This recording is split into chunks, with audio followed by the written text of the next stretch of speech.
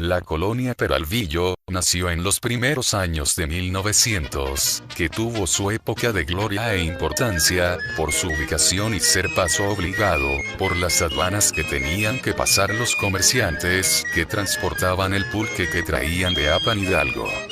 Que también fue el barrio más olvidado, por la delegación de la Cuauhtémoc, siendo su panorama de casonas y vecindades, deterioradas por el tiempo. En 1951 mis padres, y mis 3 hermanos, nos trasladamos a este olvidado barrio para vivir los ciclos de la niñez y adolescencia de 1951 a 1965.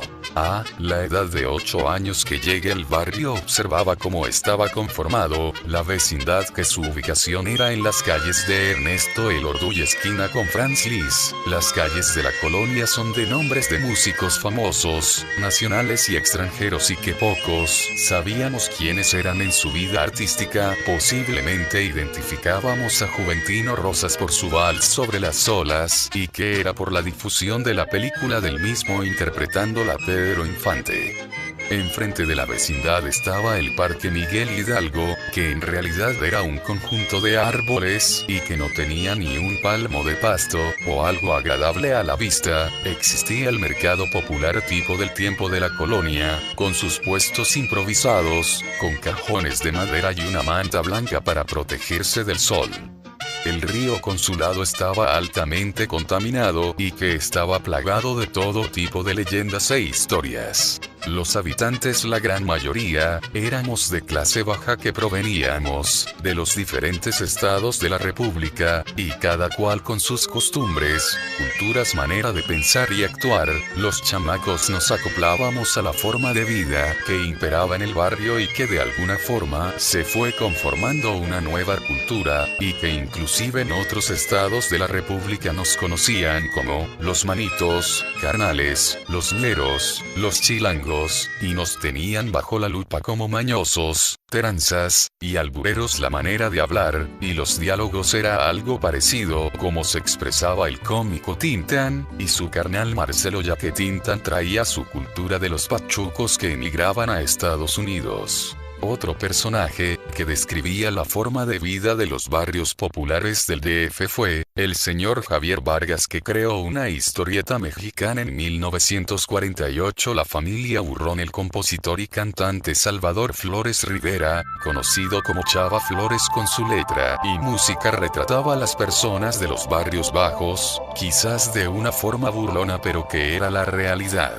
Existía una tienda El Jonuco que se hizo famosa, y estaba ubicada entre las calles de Ernesto Elorduy y Liszt, la cual vendían bebidas alcohólicas y la atendían 2 guapas jóvenes, originarias de Chapala, estado de Jalisco, frecuentado por políticos y gente del medio artístico con renombre en todo México. Esta tienda era parte de una vecindad, vieja y deteriorada por el tiempo, y que ahí pasé gran parte de mi niñez y adolescencia, y era común ver a los borrachitos, escapando de su triste realidad, así como la mayoría de los niños que vivíamos en ese medio, y que con nuestra creatividad e imaginación, nos formábamos castillos en el aire. Por otro lado, las mamás se las arreglaban para dar lo mejor a sus críos, se las ingeniaban para que guardáramos el orden, contándonos leyendas que quizás escucharon de sus padres o lugares de origen, pero las acomodaban al entorno que vivíamos. Era clásico que en el río del Consulado se aparecía la Llorona con sus gritos y sus lamentos en la noche. ¡Ay, mis hijos!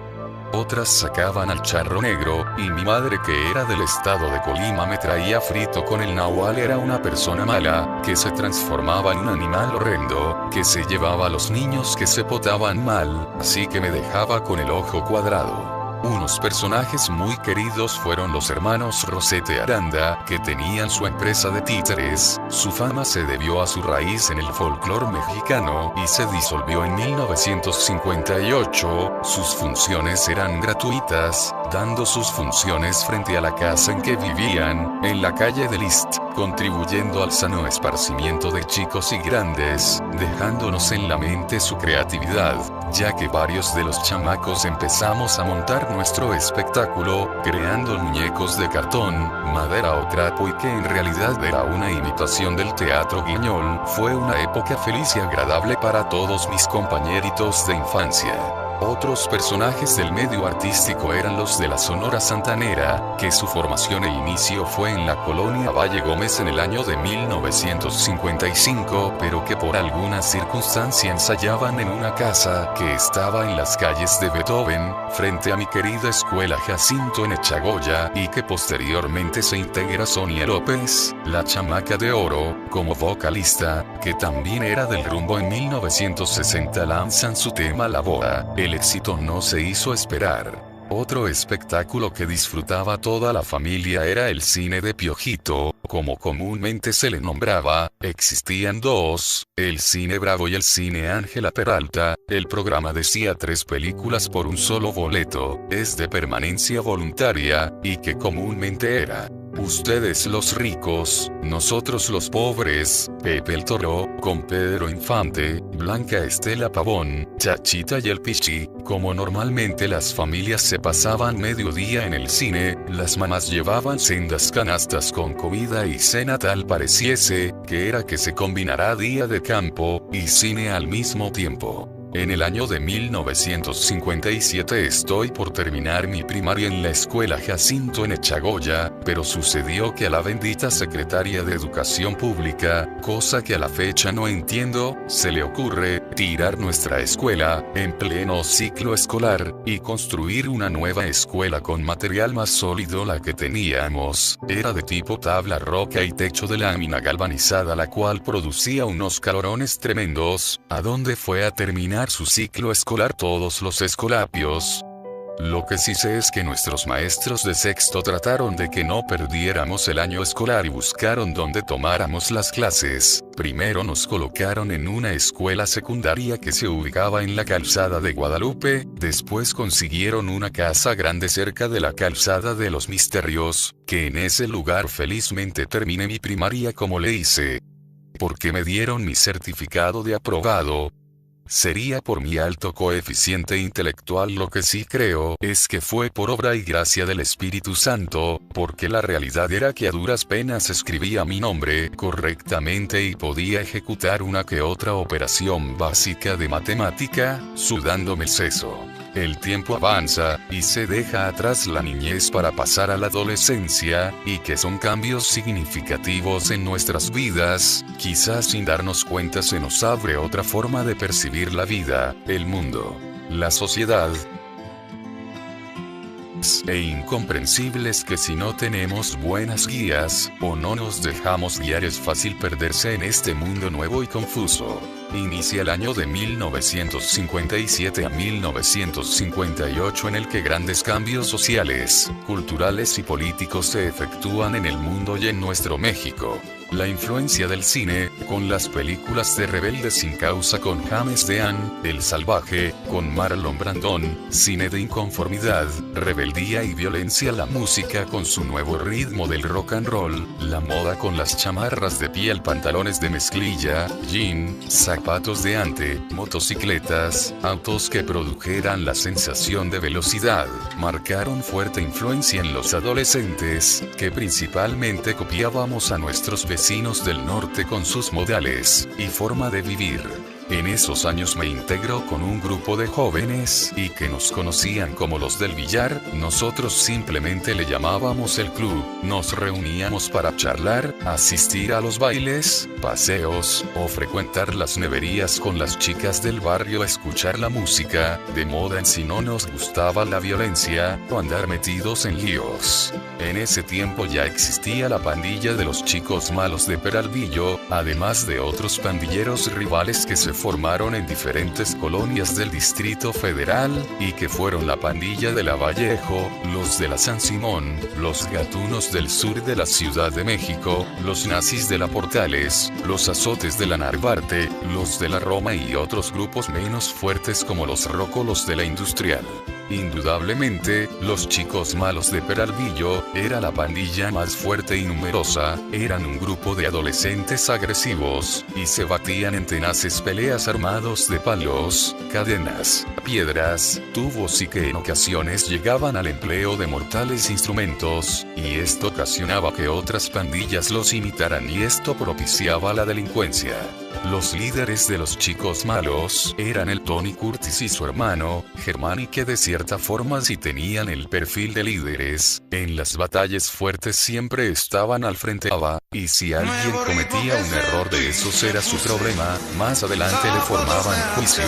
La convivencia dentro de su grupo era de cordialidad y unidad, eran muy territoriales, y a las chicas del barrio y gente adulta las respetaban, cuidaban que ningún intruso los molestara. En el año de 1960, le pedí a una linda muchachita que fuera mi novia y que en el año de 1963 nos casamos, en la iglesia de la Santísima Trinidad, ubicada en la calle de Felipe Villanueva. A la fecha del 2018 Dios nos ha concedido seguir unidos y con muchos hijitos. 5 de 6. La situación era que ella vivía en la calle de Felipe Villanueva, a una cuadra del cuartel de los chicos malos. Como diario la visitaba, me las tuve que ingeniar para no tener broncas y salvaguardar el físico. Me gané la amistad de ellos, pero sin ser integrante activo. Varias veces visité la casa del Tony Curtis y de Germán, su hermano, acompañado de un amigo, Hilario Morales, que era boxeador profesional a nivel internacional, que inició su carrera en 1957, pero que a pesar de su fama los chicos malos ya lo habían ablandado a punta de golpazos. De cierta forma mi novia y yo convivíamos con ellos en sus tardeadas y paseos que organizaban. Germán y yo teníamos motocicletas de mediana potencia y que una o dos veces salimos a presumir nuestras habilidades, aunque tiempo atrás me vi envuelto en 3 enfrentamientos con chavos, que en realidad nunca supe el motivo de la agresión y ni quiénes eran o si pertenecían a la pandilla de los chicos malos.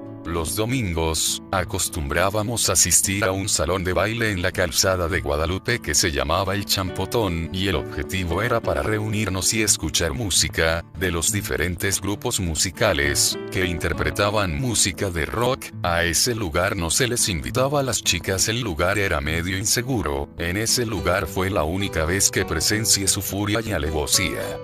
Sucedió que un domingo se les ocurrió a 6 u 8 chavos de la pandilla de lo de Lavallejo hacer acto de presencia en dicho lugar. De los chicos malos éramos 15 o 20, uno de la pandilla los reconoció y triste su calaca, les empezó a llover trompones y patadas. Uno de los chicos malos tenía una mano enyesada y la utilizó como macana para repartir mamporros, pero no contentos que se era mayoría, fueron unos mensajeros a traer más tropa de la colonia. Todos nos salimos del local y nos perpetramos sobre el camellón central de la calzada de Guadalupe, y los de la banda contraria se quedaron encajonados en el local. En menos de 5 minutos ya éramos como 50 o 60 de los chicos malos. Yo estaba nervioso y a la expectativa de lo que iba a suceder. Los dueños del local empezaron a vocear que ya venían las patrullas y las Julias. En esos momentos uno o dos que estaban encerrados se pusieron nerviosos y salieron de estampida, uno de ellos suelo. Ahí fue su acabose, le llovieron patadas y garrotazos por toda su humanidad. Luego observó que mi amigo de infancia también estaba participando en la patiza sobre ese pobre muchacho. Lo tuve que jalar y decirle que no fuera ya yo. Viendo que la situación se ponía color de hormiga, nos esfumamos del lugar. Cuando ya habíamos salido de la zona de peligro, le llamé la atención a mi amigo. Anteriormente ya habíamos tenido diferencias, nos habíamos liado a golpes. Fue motivo en que se terminó una época de amistad en la que nos decíamos carnal, compañero, mi amigo. El gobierno del Distrito Federal se percata que la situación con las pandillas se les están saliendo de control e inician las famosas redadas, con equipo y personal capacitado para golpear y amedrentar a estos jóvenes conflictivos, utilizando macanas, gases lacrimógenos y otras armas para golpear. Cuando en las redadas lograban detener a algunos jóvenes, los subían a unas camionetas grandes, llamadas Julias. La verdad es que la autoridad no se las veía nada fácil, y que en ocasiones las llamadas Julias terminaban en el fondo del río Consulado.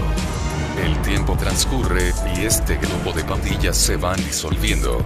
A finales de la década de los 60, el gobierno se encuentra con otros problemas, y tienen que organizar grupos de choque para disolver a los jóvenes estudiantes que marchan reclamando sus derechos.